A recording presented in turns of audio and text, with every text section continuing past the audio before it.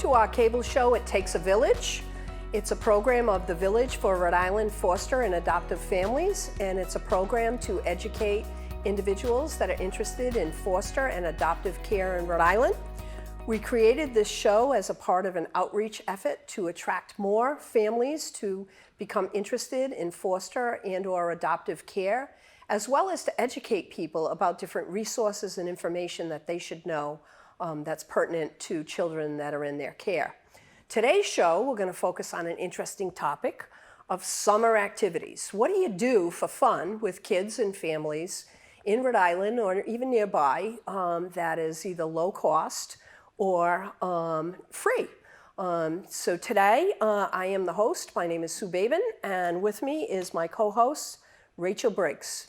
So I'd like to welcome Rachel to the show, and let's get started. So we're going to talk all about summer activities, and one of the things that I just wanted to start with was this morning I Googled what's going on in Rhode Island that people should know about, and I don't know if people do this on a regular basis, but it's really important to check out the internet to see different things that may be available that's out there. And I found this great thing that says 12 fun things to do in Rhode Island with kids, best family-friendly attractions. So there it is. We're going to put some of this stuff up on our website so that people can access these resources and see them. But my point being is just it's a great idea if you have a computer to Google things that are going on within a particular state. And they have some things that people clearly know about: Roger Williams Park Zoo, Lincoln Woods, different beaches. Here's a really cool one: Frosty Drew Observatory and Science Center in Charleston. Nice. That's really cool, especially for teenagers, to take a look at the stars and kind of get interested in those kinds of opportunities that are out there. So there's a lot of stuff that's listed in this particular one, as well as other places. So Rachel and I are just going to chit-chat a little bit about different things that we know about. We're going to talk real briefly about them. And then, as I said earlier, we will list those on our website so you can get some more detailed information. And the second half of the show, we're going to have a couple of guests that will talk about two different projects. So Rachel, what would you like to share with people today about different things that you've been involved with or you know about? Sure. So first, I would say look at the parks and recreations. We have a lot of recreation centers connected to the schools in the city where it's free. You don't have to pay anything, and the children could go there all afternoon. In the summer, you could go all day. There's pools. They play sports. It's really well-rounded to do a lot of different And how things. do you do that? Do you go to each city and town, their website, and look for, go under Parks and Recreation, or is there a state website that might be available? I would go to your individual city or town's park and recreation website, and then look up recreation centers, and then it'll direct you. And then from there, you could, and it would be nice, you could just find out where they're at and go visit and see if that environment fits you as a parent, feeling easy to have your child go there, and also maybe bring the child with you to see how they feel about that environment.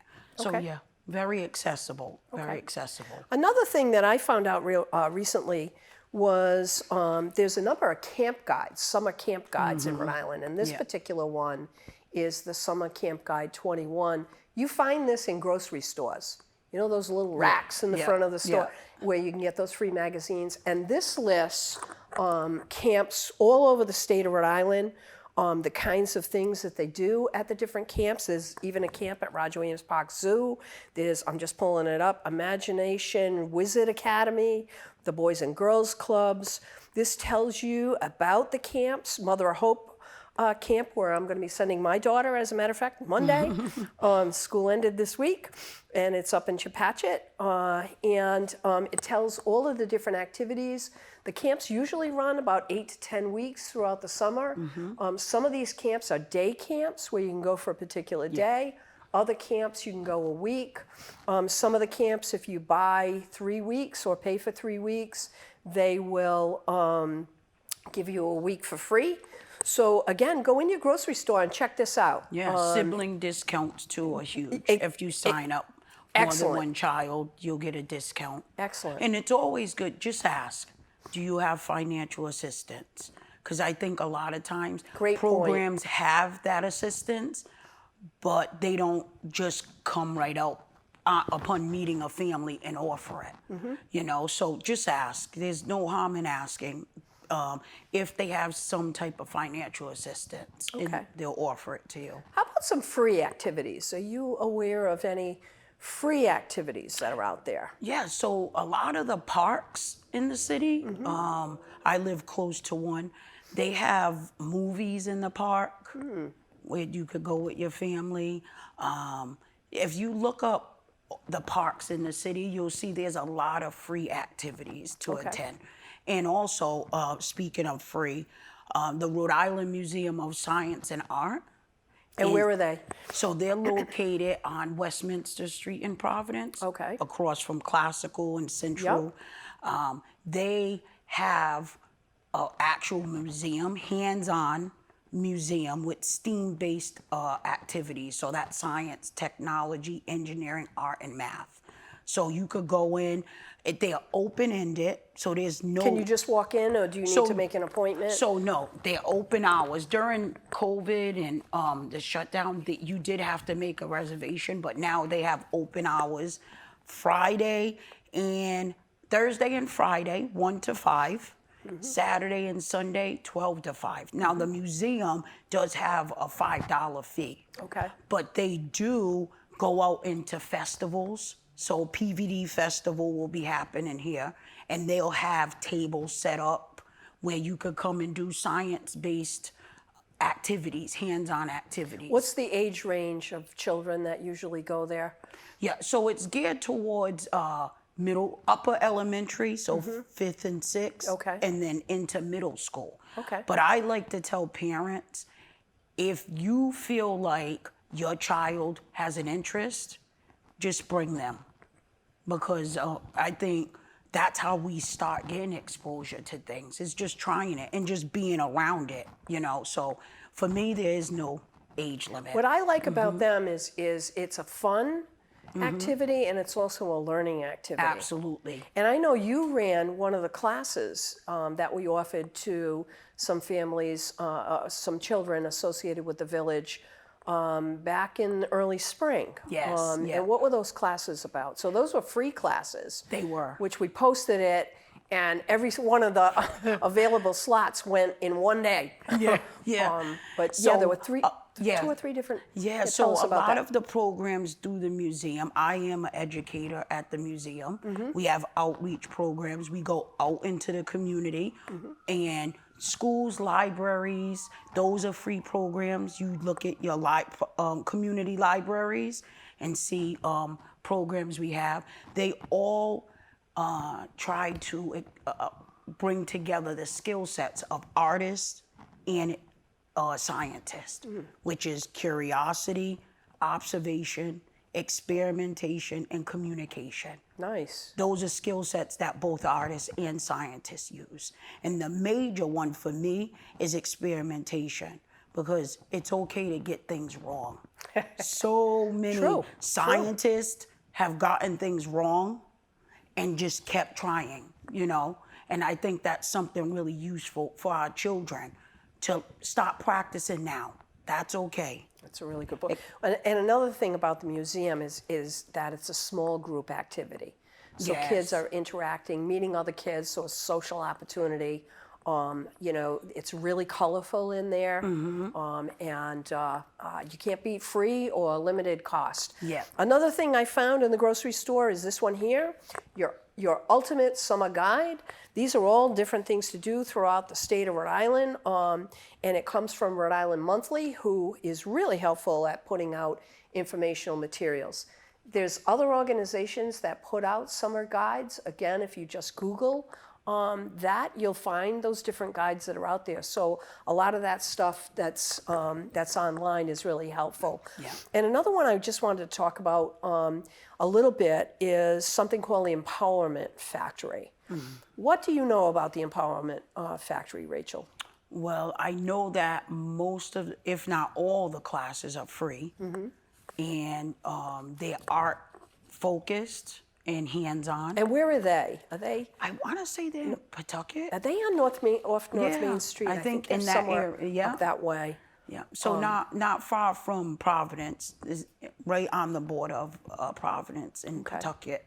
And what's the age range of children that can access their services? Yeah, I think it's all age ranges. Okay. Yeah, I think they definitely do their best to cater to whoever comes in, because I believe their mission is empowerment. Yep. You know, and you do that through exposure. So Foster Forward just shared their link on their Facebook page because, again, for such a small state, there's so many great things happening that we just don't even know about. Oh, yeah, and so, you know, clearly in the last year, given COVID, many of us have used social media way more than what we ever have in our entire lives. And that's a way that we've been able to communicate and learn things that are going on. And so I just found out about the Empowerment Factory. They have reading adventures, nature drawing, they have art in the park, and they're a nonprofit. So they have classes. People need to register for those classes.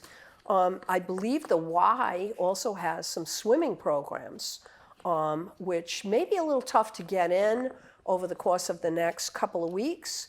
But they will definitely be available in the fall and throughout the year. So that's something else that people can take advantage of. Just a couple of seconds left before we cut to a break. Anything else, Rachel, you'd like to share with people? Yeah, so I definitely want to give a shout out to all the parents and adults, because we're taking our children everywhere.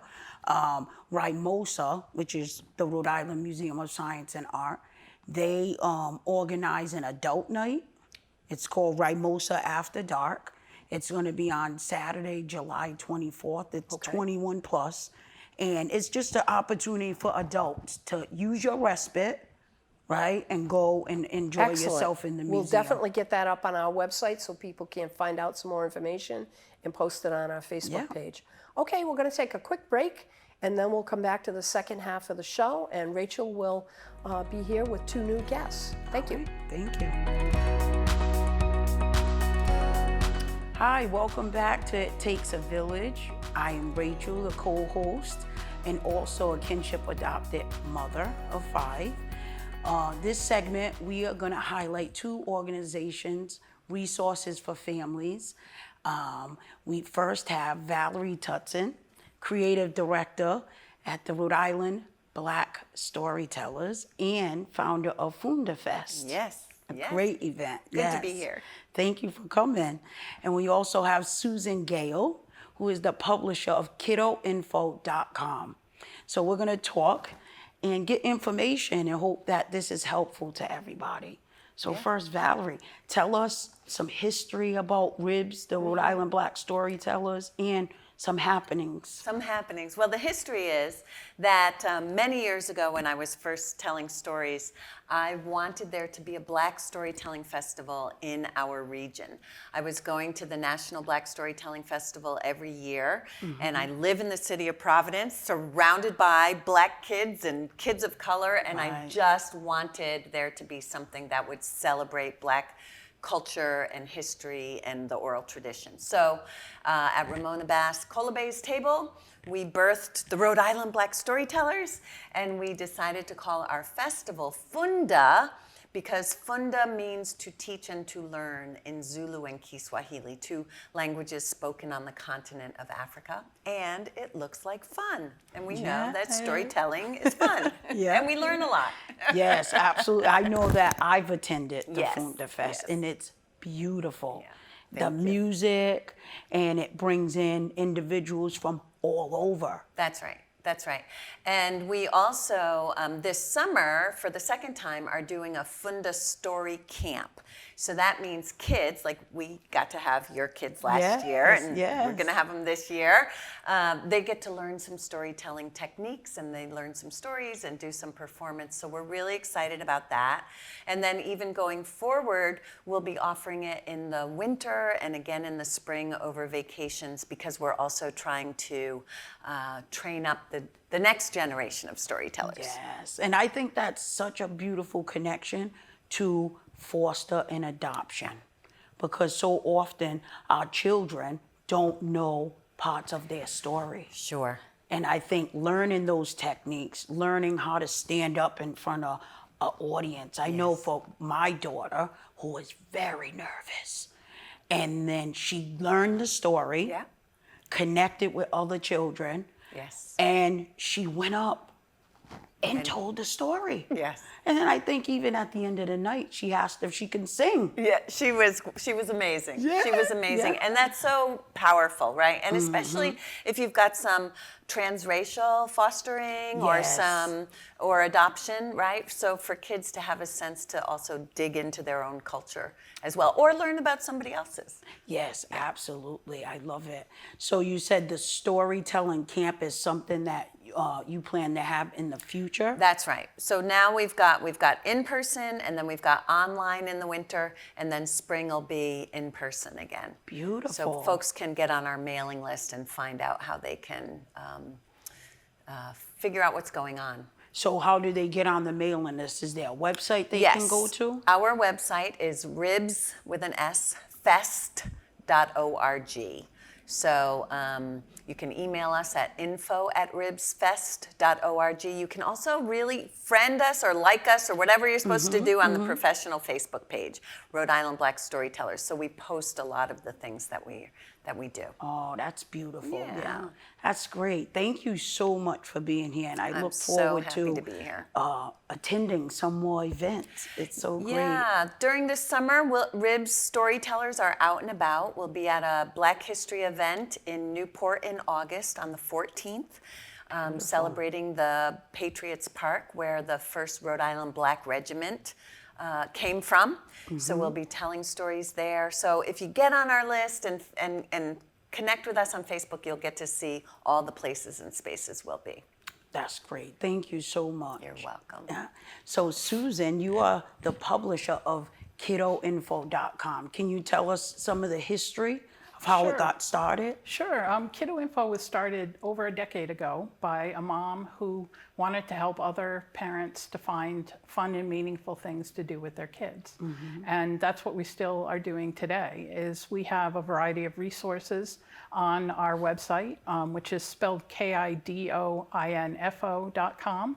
Sometimes it's a little hard, so I like to spell it for people. And we have a calendar of events that will have events like the Black Storytellers event, and all kinds of things from all over Rhode Island and southeastern Massachusetts. We also have a list of 200 things to do in the area, that's great. Which is a really great resource when you're trying to find things, especially things that don't cost a lot of money and that are educational and such. So we have a nice long list of those things. We also have things like a camp guide and a school guide, and so when you're looking for certain services, you can find those kinds of listings on our website. That's great. I love the list of 200 things to do. It's like a nice print it out, start at the beginning, and just work your way through it, right? Yeah. No kid can ever say I'm bored. Exactly. You're like, There's go too pick many one things off the to list. do. Yeah, I love that. And I love that it's like all in one space. Because often our families are very busy, you know, and it's a lot to say, go here, go there, oh, try that, and click 3 times over there, right? So Yeah, and exactly. That's what our goal is, to be a place that parents can come once and find all the different types of resources. We have other parenting resources as well that help with things like adoption or foster care and other kinds of resources like that. That's great. All connected. Everything is connected, in my opinion. Yeah. And it is true. We need a central place. And that was making me think, because I know you were talking about some of the other things that people have to do, and the Empowerment Factory in the other segment. There's a place called enrollri.org, and I think that's our camps are listed through that. So I know that will, I don't know if you all have that listed, you probably do have it on your thing, but for people who want to register with lots of different kinds of courses, they can go to that. It's through the All Course Network. Oh, and that's going to go through 2022. So there are all kinds of programs, in person, online, for all ages. Oh, great. That's beautiful. That's great.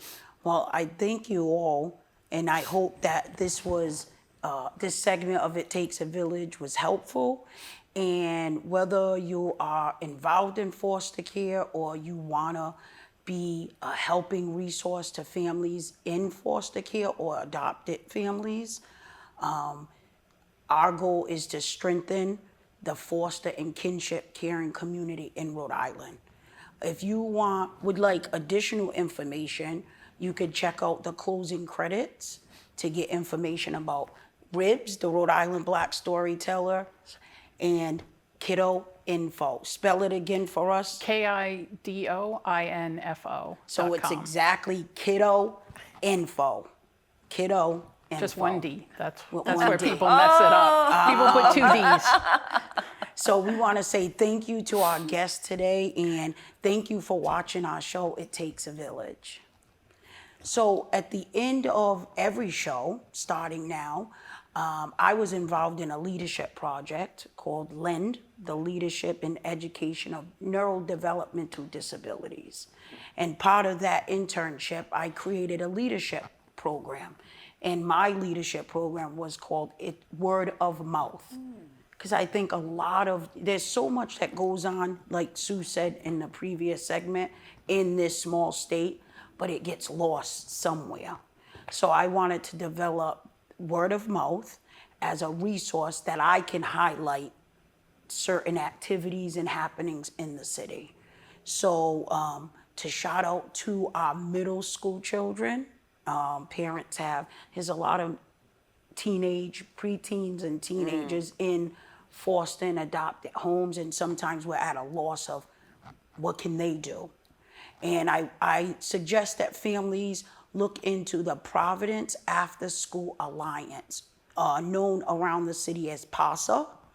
They have tons and tons of camps that are geared towards that age, middle school age. They're also in the middle schools. So if your son or daughter attends a summer camp that they are offering, they can also continue with PASA at their middle school and continue taking courses and classes, and they collaborate with so many people in the city.